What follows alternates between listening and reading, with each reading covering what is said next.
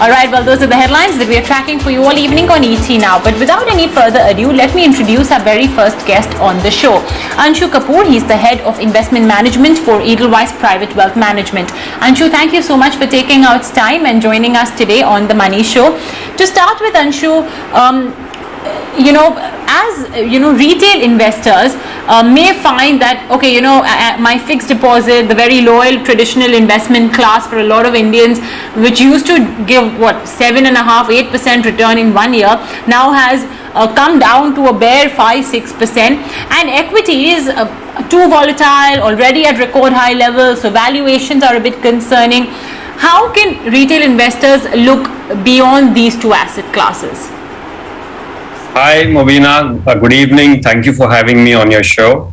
Yes, I think you started the show by mentioning some of the problems investors face. And over the last 20-30 years, you're absolutely right. The way Indians invest and save has not changed much. We largely invest across 4 asset classes, which is bank deposits and fixed income. We invest in equities, which is largely, stocks on the exchange or through mutual funds. We invest in gold, and we invest in real estate. So the pattern of holding and the pattern of investing hasn't changed much, even though alternatives or a lot more solutions are available today. And I think before we get into what kind of options are available and how investors can approach, just to list down why you should look at an alternative kind of an investment. Well, number one, you rightly said yields. I think it's a global hunt for yield going on.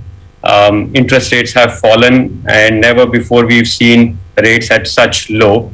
And the post-tax yields are, maybe sub 3% today for most investors in fixed income. And fixed income being the largest asset class in India. Second, you rightly said equities, very volatile. You can give up 5 years of gains in, 3 months. So again, how do you allocate long-term capital without, having this constant fear that, something will go wrong?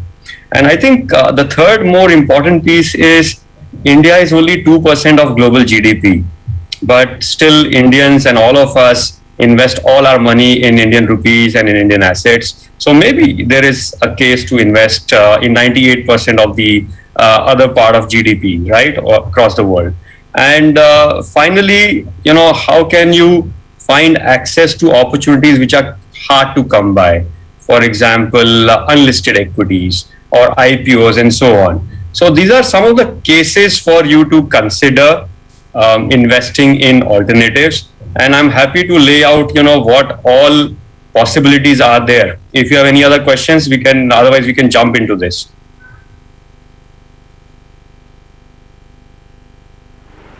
Well, let's straight do that then, Anshu, because you gave one hint already, and that is diving into the balanced 97-98% of the GDP that's there outside of India. Let's start with that, and let's consider all the other options available, Anshu. Fantastic, sure. So, like I said, India is a small part. It's a growing economy. It's done very well as our markets have matured. We are a $3 trillion market cap country. It is not small, fairly large, but there are other parts of the world that are also growing and could be equally exciting. So my recommendation and suggestion to investors is to look outside and maybe start small, maybe start by looking at let's say the larger countries in the world. For example, the US and China make 45% of global GDP. Why not start there? Those markets are equally vibrant, offer you a lot of possibilities, and also a lot of areas or opportunities or sectors you cannot today find in India. For example, technology extremely vibrant in both countries. So there are now feeder funds available. There is a liberalized remittance scheme available for you to invest in, but maybe start small. There are a lot of ETFs which can give you access to the NASDAQ, the S&P, or the Chinese indices. You can also access these markets through some feeder funds that are available. And finally, if you want to set up a dollar or a hard currency account, you can also do by remitting through liberalized remittance scheme. So my request and suggestion will be to just take small steps, learn, understand, but do diversify. That will give you access to newer opportunities as well as maybe reduce some correlation. You will not be completely correlated to the Indian assets. So that is one. And any questions, Mubina? Then otherwise I can move on to equities as well.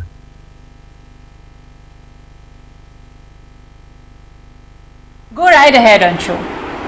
Right. So I think diversification is number one in reducing your risk and maybe enhancing the possibility of returns. Number two, within equities and within India, there are these category of products or funds available that will help you on two counts.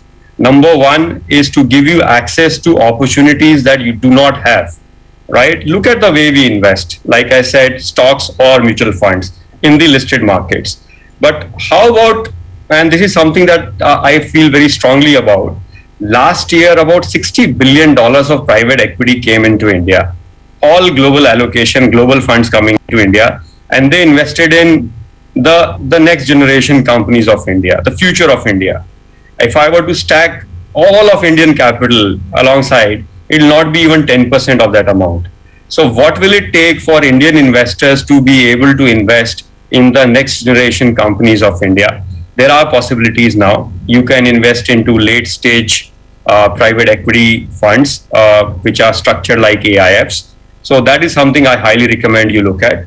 The other alternatives and maybe more simpler alternatives are, there are now these pre-IPO funds, right? A class of very high quality companies is going IPO. But again, accessing the IPO market, getting allocation, it's like a lottery ticket, right? So how do you go about that in a more structured manner? Maybe look at some of these IPO funds or pre-IPO funds. So again, within equities, this is one class of investing products giving you access to opportunities you did not have. The other class also is very interesting. See, all of us are long only, right? We have believed in the India story, the structural growth story of this country, and we've invested in funds or stocks which are what I call long only. You ride the market cycle, you go up when the market goes up, you go down when the market goes down, right? In a range, obviously. But what if you had the opportunity also to constantly hedge? What if you could have a little lower volatility but exposure to equities? Just imagine your drawdowns are lower. Let's say if Nifty volatility on a historical basis is about 18%, maybe there's a product that can give you 8% volatility. Will you not feel more comfortable investing in something like that? Fortunately, now we have a category of funds which are known as hedge funds globally. It's a very complex term, but within that there is a class of products which is long short equity products which aim to do this. So again, more options available to you. Do ask your financial advisor, ask for recommendation, and see if those products suit you. So I think those are on the equity and the geographical diversification. And Mubina, we can also talk about what's available across Anshu, fixed income and real estate. Question. Anshu, just a follow-up question on equities. You spoke about the next generation companies that Indians can invest in, or the pre-IPO funds. But what's the catch over there? Because when there's IPO allotment, I know I can start off small. Maybe 10,000, 20,000, 30,000. What is the catch in pre-IPO? Because it is obviously very tempting. I get over the hurdle of managing to get an allocation. Plus, most IPOs do tend to give a great listing day pop. So what's the catch over there? Is it maybe an initial investment or something that our viewers should be aware of? Yeah, so I think you're right, absolutely right, Mubina. There is a trade-off. If you were to look at, let's say, what I call a late-stage private equity fund, the trade-off is that maybe you are locked in for 3 to 5 years. It is not easy to liquidate your investment before the fund matures. I think that is number one trade-off. Liquidity is number one trade-off. A mutual fund, equity mutual fund, usually you can sell and get your money back in 2 days. On the pre-IPO funds, again, the trade-off is that today, as per SEBI norms, you have to come into an AIF structure, category 2 structure, where the minimum investment amount is 1 crore, right?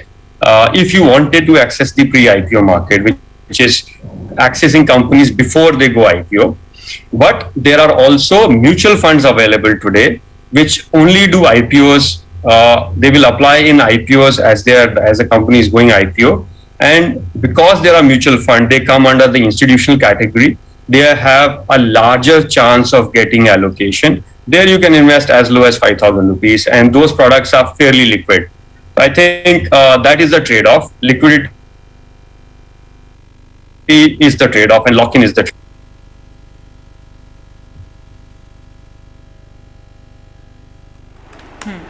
Okay, great. But like we've been saying that a lot of these alternative investments, they've been getting increasingly democratized, and now of course you have these mutual funds which will invest only in IPOs, and they being institutional in nature do tend to get a good amount of allotment. So the problem of allotment, the problem of liquidity, which is there, in a late stage PE fund, the problem of a lock-in, and the minimum investment amount is all obliterated. So that's one route that retail investors can consider. Okay, Anshu, let's move on and talk about, you were mentioning realty. But again, realty, the entry point, I assume, would be starting 1 crore rupees. Yeah. Again, so there is serious democratization happening, fortunately, Mubina, in this asset class. Traditionally, we've all invested in real estate, first in our primary homes, and then, in second homes, or then off late commercial and so on. But now, thanks to a very proactive regulatory regime, you are able to invest in something called REITs, or real estate investment trusts, which are a very large category globally. They are now available. 3 products are listed on the exchange. So you can very conveniently buy those products at very low minimums. That is available to you. So that is fairly democratized in that sense. You can just buy it off the exchange. And if you wanted to do, a little bit more complex, or a lot more financial way of investing in real estate without owning the real estate, then there are these real estate funds available, which again, the minimum will be 1 crore. They could again have a trade-off of longer lock-in and lower liquidity. But I would recommend investors who want to access commercial real estate, begin by allocating some amount of capital to one or all of the 3 REITs listed. You will get very high quality assets underlying there. So make small beginnings, learn. If it works for you, maybe look at other avenues.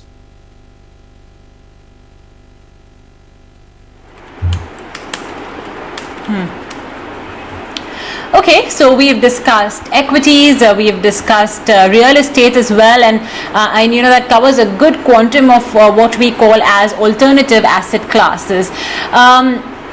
Mr. Kapoor, let's talk about things like P2P lending, sovereign gold bond schemes. Would you even classify them as alternative investment options that retail investors should consider? I mean, P2P lending is so new, thanks to all of the emergence of these digital lending platforms. And look at the interest rates as well they offer. Is this something that you cover or actively think is a good investment option?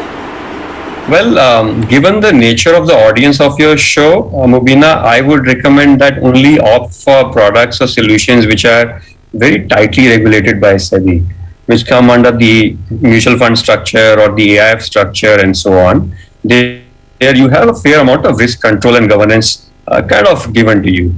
And if there are any bilateral transactions or some of these platforms, these could be complex. There could be lure of higher yield, but again, the trade-off may not be worth it and it may not be relevant for everyone. So I would advise, unless you understand this, unless you know the risks in these kind of products, maybe first look at category of products called InvITs, infrastructure investment trusts.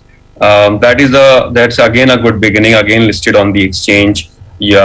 Small capital allocation required. So start small, start simple, and then maybe look at something like P2P lending and so on. Gold bonds and all this another form of but again the yield may not be very attractive to you. So be careful as you venture out, because I think the risks are higher in fixed income. because one default and you may not get your principal also back. In equities or listed products with liquidity, you are able to at least come out of it. So that's my suggestion.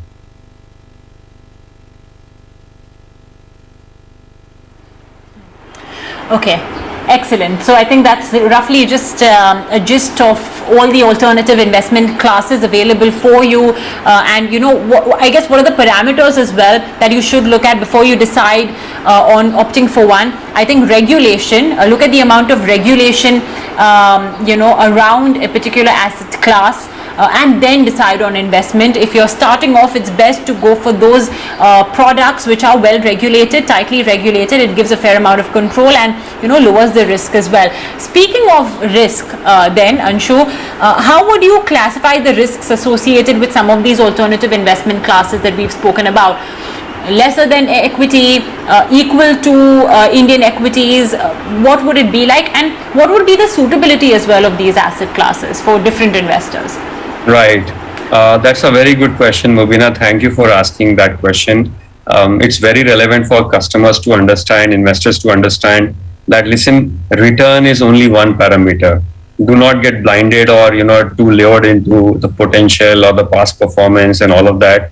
The only consider an alternative if it is also helping you reduce risk, or at least for the same risk has the potential to give you an equal or more amount of return that you would otherwise make with everything else you were doing. So that is point number one. How can you reduce risk? If a product is able to maybe reduce your potential drawdowns, like I said, a mutual fund will fall with the market. If there's a product that is likely to fall lower or has proven to fall lower, that is reducing your risk, right? You are reducing your risk by even diversifying. So when you take equity exposure to US or China or any other part of the world, your risk is the same. Your risk is the same from a equities perspective, but from a diversification perspective, you are reducing your concentration risk on your portfolio. So that's an important point to understand. And I think the other point to really note is to not get too much locked in.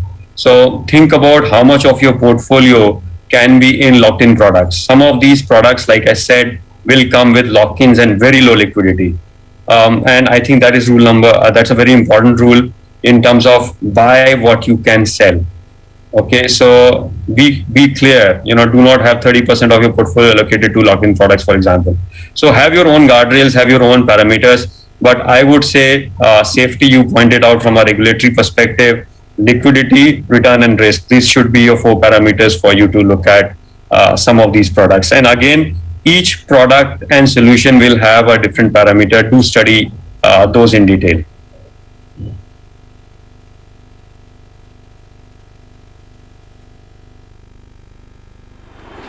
Okay, you know, in fact, Anshu, ours is a show where we get a lot of viewers constantly interacting with us, and we've got a question from Tushar, which, you know, I'm sure you'll be able to help out with. He asks, are the regulatory norms reliable in REITs? That's his question. So what's your view around the regulation around REITs? Because like you said, right, you should invest in a product that's tightly regulated. So what do you think of REITs from that perspective? Tushar, please go ahead, feel comfortable. I think in India, the regulator has done an extremely good job. You know, the regulations are as good as anywhere in the world. It's very tightly laid out in terms of how much dividends needs to be distributed, what kind of projects and how much allocation needs to be done to under construction and fully constructed properties and so on.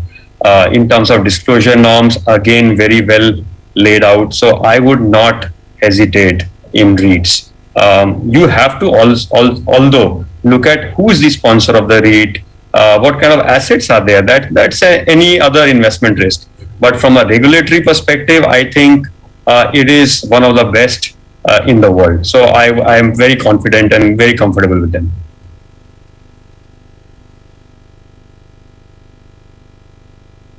Okay, excellent. And I know you mentioned that those who want to invest in realty can consider one of the three REITs that are already listed and available on the bourses. Liquidity and the fact that, you know, there's no small, I mean, you can start off with as small a figure as you want. I think that's one of the best parts. Anshu, we're just a little short in time, but I must ask you this question before I let you go. As a retail investor who's starting off to explore this wonderful world of alternative investments, how much of my portfolio should I start off with, and you know, how should I slowly increase it? Or do you think that the, like, if whatever the percentage is should be put in one shot, or do you think just like how we do SIPs and equity MFs, you gradually increase this portion of money? I find it actually, Mubina, the hardest question to answer on a show like this, because you know each investor has their own profile. But let me make an attempt. I would say start with anywhere between 5 to 10%. That's a good starting point. Yes, you can allocate over a period of time. You know, you can allocate over 6 months or maybe up to a year. But again, I would, let's say, have the first stop sign at about 15% to your portfolio, right? And within that, I would recommend you take a hard look, like I said, on liquidity that you are foregoing, on the lock-ins that you are getting into. So if you feel comfortable, you can actually go on and increase. See, I mean, today we call them alternatives, but globally these products are fairly mainstream. So they're fairly usual in the global markets. But because you are starting new, because it is something not known to you, start, like I said, slow, gradual, 5 to 10%. I mean, opportunities are only growing; they're not going anywhere. So it is prudent to take your time.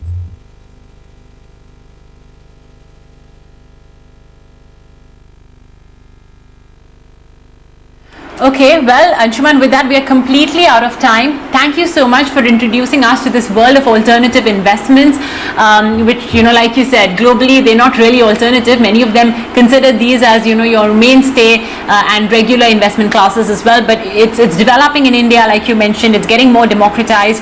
And I'm sure that as awareness as well increases, more and more Indians will participate in the different kinds of asset classes and, you know, risk diversifiers, as we could call them, that are available. Thanks once again, Anshu. Thank you, Mubina.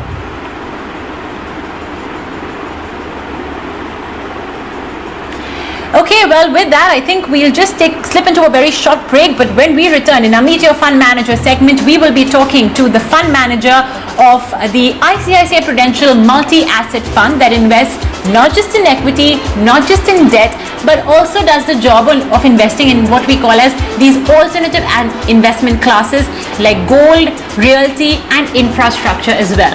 More on that when we return.